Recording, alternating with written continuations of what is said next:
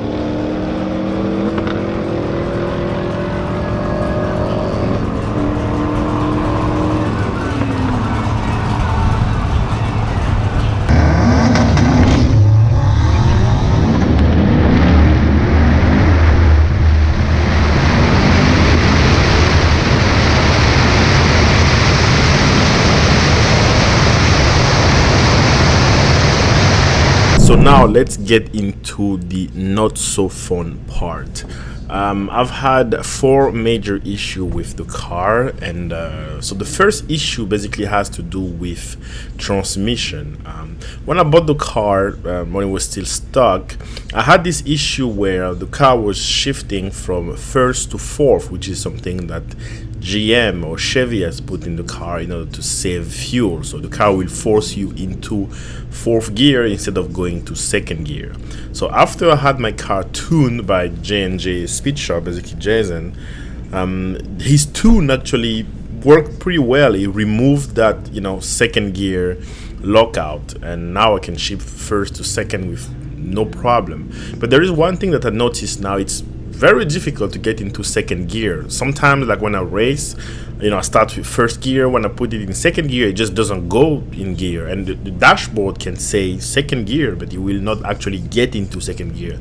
And when I press the gas, it's just the RPM that goes all the way up without the car doing anything. I mean, it happened to me a couple times. I actually don't know what's going on with it. I have to take it in for service and then figure out what's really going on with second gear. It doesn't happen all the time, but it happened enough to worry me, basically. So that's the number one issue. The second issue that I have with the car has to do with Apple CarPlay.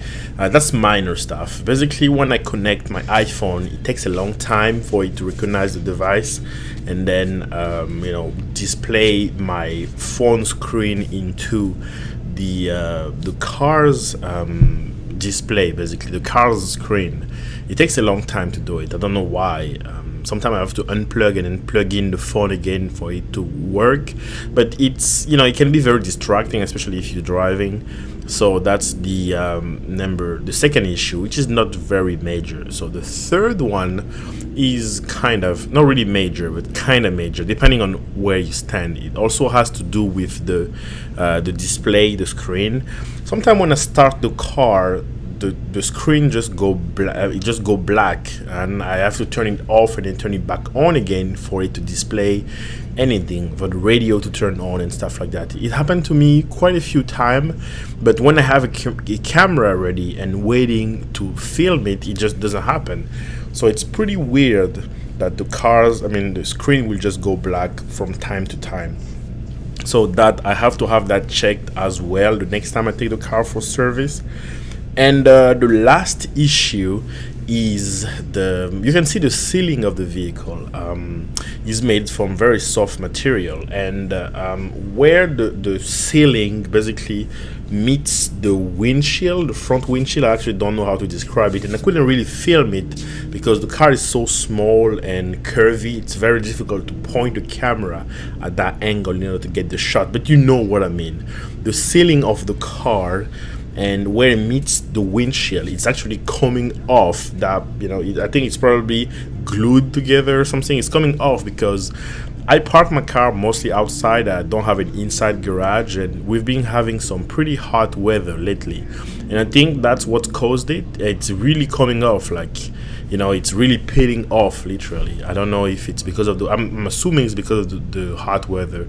Sometimes I crack the window a little bit. Sometimes I forget to do it.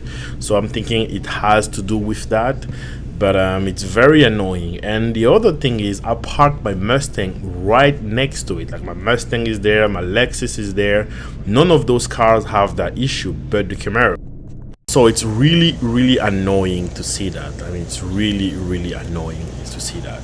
Actually, there's one more issue I forgot. It has to do with the active exhaust. This car is equipped with active exhaust, which basically means when you start it and then the car is in touring mode, the valve basically closes, and you only have two functioning rear exhaust, and it's very quiet. And when you turn it on, those butterfly type valve cover will completely open, so the car can be very loud.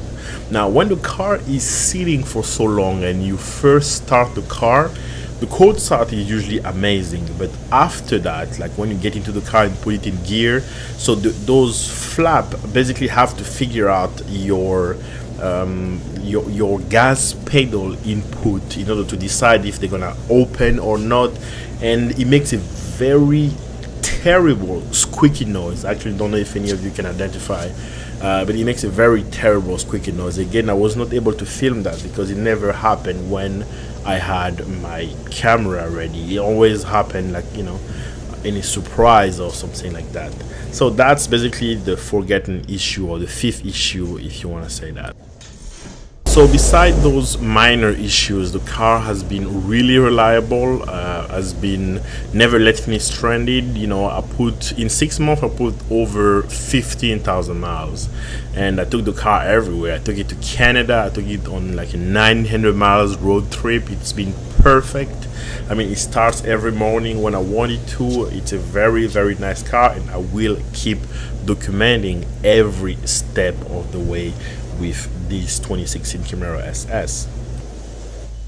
So if you own a similar car and you've had any of these issues happen to you, or you have had something else happen to you, or you just want to tell how reliable your car has been, leave a comment in the comment section below, and then we will basically discuss. So thank you guys for watching. I hope that you liked the video. If you did, give it a thumbs up, and if you are stopping by for the first time, do not forget to subscribe, and I will see you in the next upload. Thank you guys for watching. Ciao ciao.